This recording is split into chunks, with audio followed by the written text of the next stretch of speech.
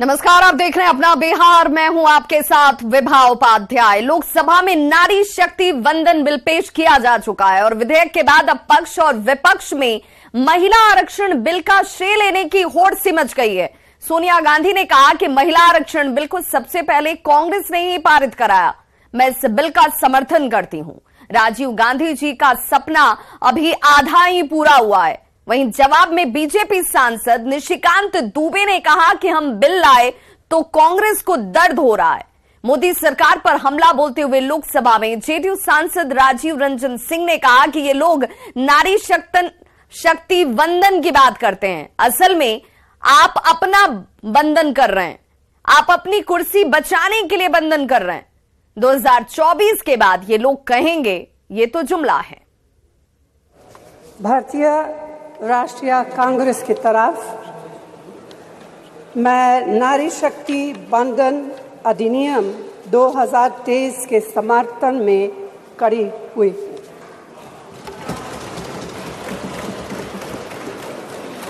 धुएं से भरी हुई रसोई से लेकर रोशनी से जगमगाती हुई स्टेडियम तक भारत की स्त्री का सफर बहुत लंबा है, लेकिन आखिरकार उसने मंजिल को छू लिया है। आज यदि सारे पुरुष यहाँ मौजूद हैं, उसका कारण महिला है। यदि महिला नहीं होती तो पुरुष का कोई एग्जिस्टेंस नहीं होता। और आज चूंकि कांग्रेस की गलतफहमी है, गलती है सर, और ये जितने अपोजिशन के लोग हैं वो इतने वर्षों तक इस बिल को लेकर नहीं आए। हमारे माननीय प्रधानमंत्री जी ने ये नैतिक साहस दिखाया, हमारी पार्टी ने ये नैतिक साहस दिखाया। आज हम बिल लेकर आए हैं, इनके पेट में दर्द हो रहा है।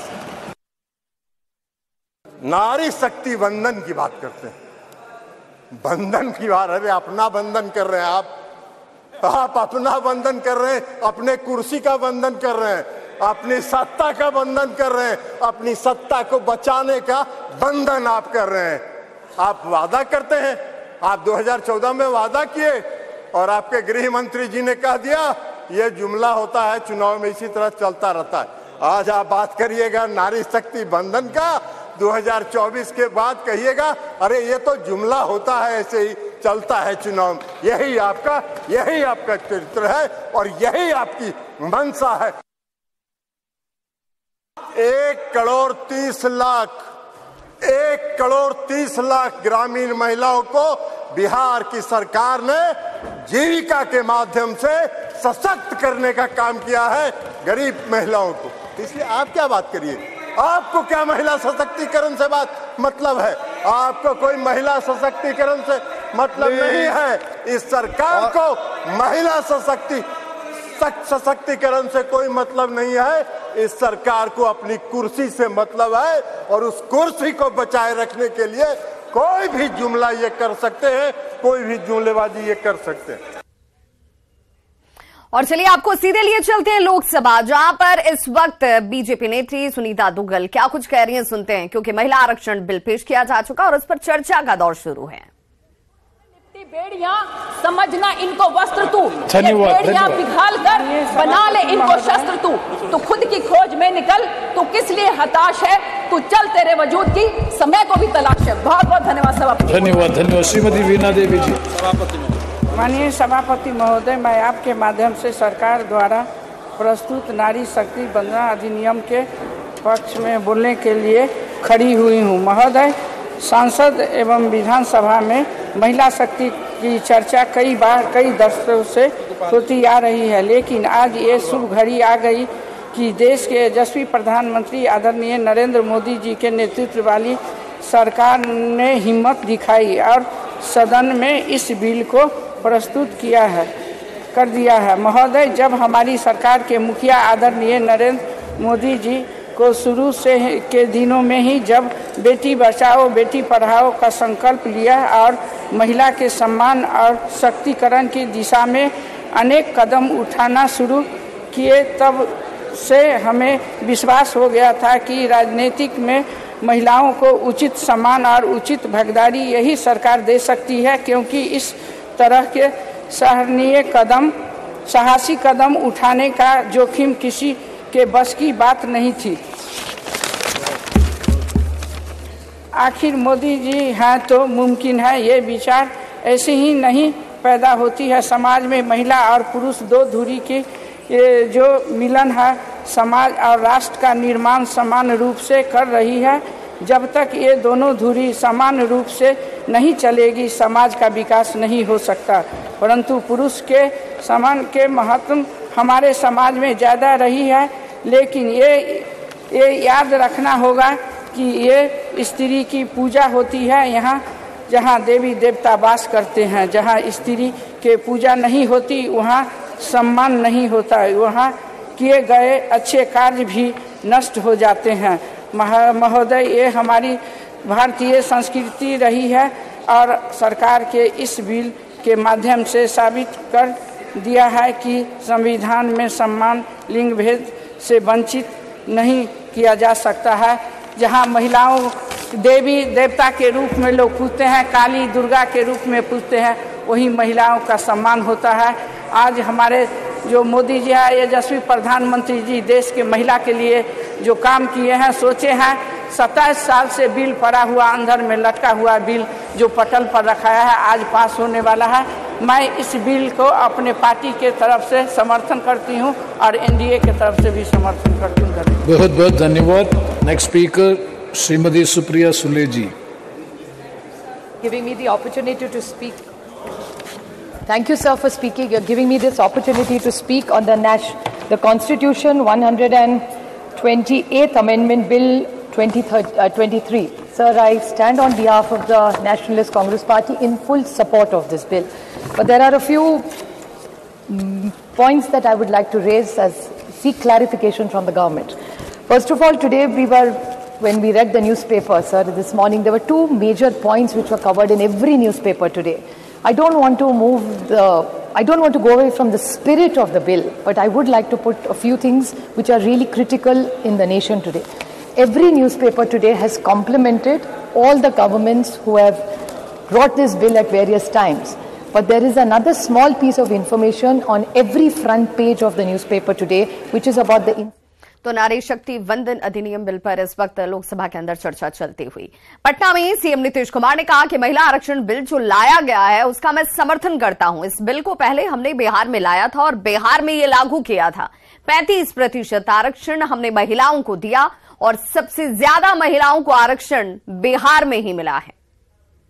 महिला आरक्षण तो जरूरी है, तो हम तो शुरू से मांग कर रहे हैं। आप लोग अगर देखिएगा तो पौराणिक जब हम पार्लियामेंट में थे तभी से हम लोगों का ये है, तब हो रहा है, अच्छी बात है, लेकिन इसके साथ साथ हमने बहुत सारी बातें कह दी है। ये लागू तो करेंगे नहीं, तो इनको जो करना था एक हो जाना चाहिए था 21 में, हर 10 साल पर होता था, तो हो नहीं रहा है। 4 से लेकर 14 तक यूपी का बहुमत था, यूपी की सरकार थी, कांग्रेस के पास पर्याप्त सीटें थी। 10 साल सरकार, क्यों नहीं उन्होंने बिल पारित कराया? और राज्यसभा से पारित हो गया और लोकसभा से क्यों नहीं पारित करा पाए? क्यों अपने सहयोगी दलों के दबाव में झुक गए और वो बिल को लैप्स होने दिए? इसका जवाब सोनिया गांधी और कांग्रेस के नेताओं को देना होगा। इसलिए बोल देने से काम नहीं चलता है। और राज्यसभा में भी जब ये बिल पेश हो रहा था तो भारद्वाज जो समय मंत्री थे उनको महिलाओं ने घेर के रखा कि कोई कॉपी को छीन न ले, यानी पूरे महिलाओं के सिक्योरिटी के अंदर वो बिल पेश किया गया। तो ये तो हालत है कांग्रेस की कि जो सहयोगी दलों के ब्लैकमेल के आगे झुक गए। और चूंकि उसके पूर्व 98 या 99 में राजद के सुरेंद्र यादव ने अडवाणी जी के हाथ से बिल की कॉपी लेकर फाड़ दिया था, तो ये तो हालत कांग्रेस का आश्रय लेने के लिए बात करे कि ये हमारा बिल है और हम लोग इसको लेकर आए तो लागू क्यों नहीं किया? लागू करवाते तब ना आपको श्रेय मिलता। तो नारी शक्ति वंदन विधेयक सदन पटल पर पेश कर दिया गया और इसके साथ ही देश की सियासत में उबाल आ गया है। INDIA गठबंधन में इस बिल को लेकर आपसी तकरार साफ तौर पर नजर आने लगी है। नीतीश कुमार ने इस बिल का खुलकर समर्थन कर बीजेपी को राहत दी, वहीं आरजेडी और कांग्रेस इस बिल के कुछ प्रारूप पर सवाल खड़ा कर निशाना साध रही हैं। माननीय प्रधानमंत्री जी ने 70 सालों में महिलाओं को अधिकार देने का जब काम किया है तो इनके जो है सीना फटना चालू हो गया है कि महिलाओं को आरक्षण कैसे मिल रहा है। चूंकि यह महिला उत्पीड़न वाली राजद पार्टी है। राजद पार्टी महिलाओं का विरोध करना, आरक्षण का विरोध करना और जातीय उन्माद फैलाना, धार्मिक उन्माद फैलाना, यही उनकी अधिकार है और वो घपले घोटाले पर विश्वास करते हैं कि महिला आरक्षण का स्वरूप व्यापक होना चाहिए, ये मत हम सभी लोगों का है। और इसी बाबत मुखर्जी कमेटी और जयंती नटराजन कमेटी ने कहा कि रिजर्वेशन के अंदर जब तक रिजर्वेशन नहीं होगा तो समुचित भागीदारी महिलाओं को नहीं मिलेगी। माननीय मुख्यमंत्री नीतीश कुमार जी भी अस्थायी समिति के सदस्य रह चुके हैं। इन्होंने भी इन पहलुओं को देखा था उस समय कि रिजर्वेशन के अंदर रिजर्वेशन एक जरूरी है। और मैं तो लगातार मांग करता रहता हूं कि जब तक आप ओबीसी, एससी, एसटी, ईबीसी को आप उसमें प्रावधान निहित नहीं करेंगे आरक्षण का, तब तक समग्र भारत की झलक पार्लियामेंट के अंदर में महिला के उपस्थिति के तौर पर नहीं। देखिए, राजद हो या जदयू हो, हमारी पार्टी कांग्रेस हो, महिला आरक्षण बिल का विरोध कोई नहीं कर रहा है। हम बस इसमें मामूली संशोधन चाहते हैं और वो संशोधन इसलिए चाहते हैं कि आरक्षण की अवधारणा तभी सफल होगी जब वो कमजोर लोगों को आगे बढ़ा सके। हम यही इस आरक्षण में चाह रहे हैं कि मामूली सुधार कीजिए कि आरक्षण कमजोर लोगों तक पहुंच सके, वरना जो साधन संपन्न है वो इसका फायदा उठा लेंगे।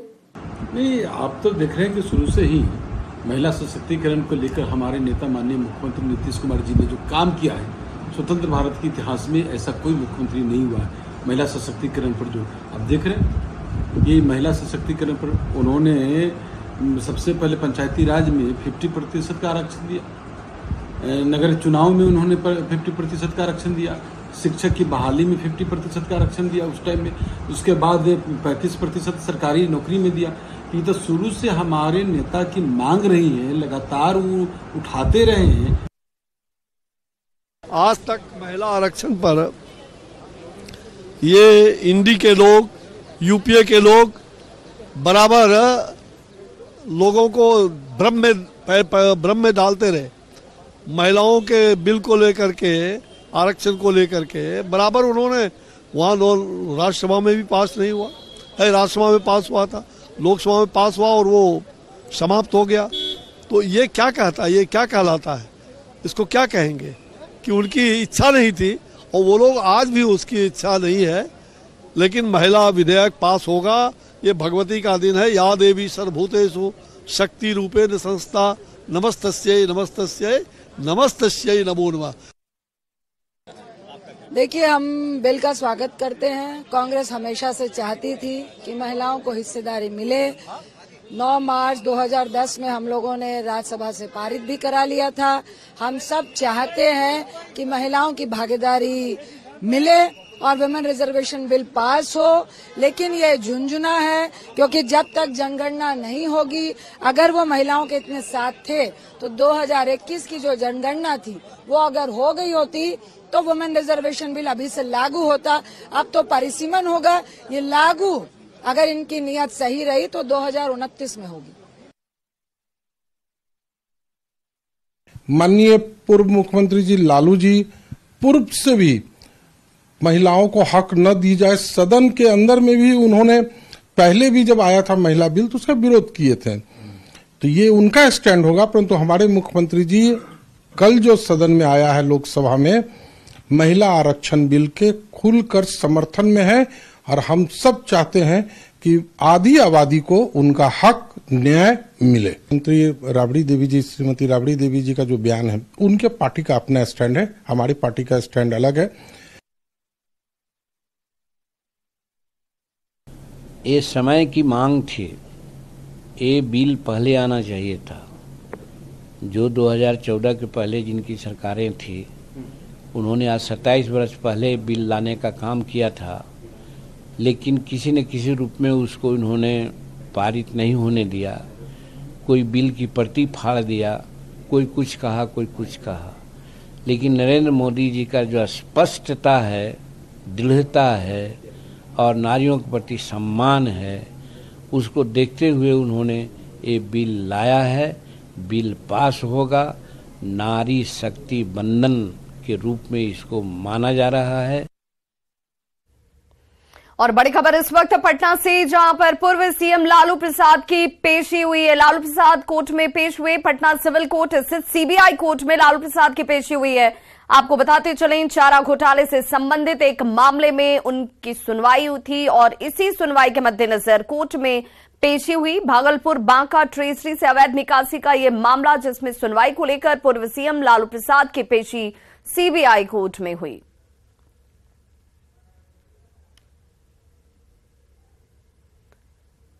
तो पटना से बड़ी खबर, जहां लालू प्रसाद की सीबीआई कोर्ट में पेशी हुई है। बताते चलें, पूर्व सीएम लालू प्रसाद की ये पेशी, जिस पर सबकी निगाहें टिकी हुई थी, और ये इस पूरे प्रकरण में आज उनकी कोर्ट में पेशी हुई है। दानापुर से बड़ी खबर, जहां निजी होटल में सेक्स रैकेट का खुलासा किया गया है। बेहटा में सेक्स रैकेट का धंधा जो है वो चल रहा था। पुलिस ने सेक्स रैकेट का खुलासा किया है। 12 से अधिक लड़कियों को मुक्त कराया गया है। कई लड़कियों को आपत्तिजनक स्थिति में गिरफ्तार किया गया है। होटल के कमरे से भारी मात्रा में आपत्तिजनक सामान बरामद किए गए हैं। ये जो होटल प्रिंस है, यहाँ पे कुछ लड़के लड़कियाँ हैं, जहाँ पे संचालक के द्वारा कुछ प्रोस्टिट्यूशन का कार्य किया जा रहा था। इसी क्रम में हमें कुछ लड़के और लड़कियाँ मिली हैं। उनकी जांच की जा रही है, उनका एज वगैरह वेरीफाई किया जा रहा है एंड